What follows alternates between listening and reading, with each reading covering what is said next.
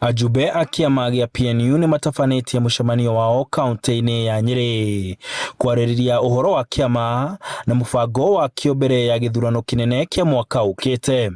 Agĩtongoria mũcemanio ũcio, Ngabana wa Laikipia atarĩria ũrĩa marabanga kũrugũria ngwatanĩro ya kĩũteti ya kĩbũrũri.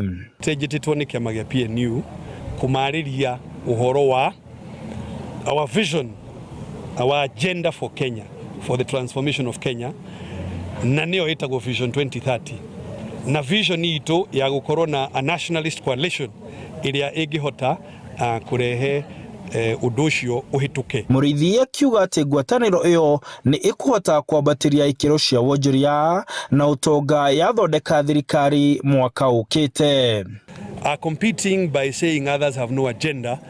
Well, look, we know exactly where we want Kenya to go. It is to transform Kenya to be a middle-income country of at least $12,000 per person per year, a country that is democratic, in a country that is industrializing, and one that has a high quality of life.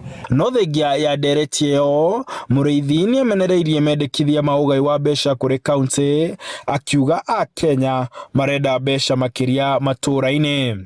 Tutiri akenu ni recommendation yao ya kuga ati tutikuongerera kĩng'otore kĩrĩa kĩrathiĩ counties, na tutiri akenu tondũ rĩrĩ BBI proposal iraugaga a minimum of 35%. Handũ-inĩ ha Inoro TV, the county ya Nyeri, njĩtagwo Martin Mũnene.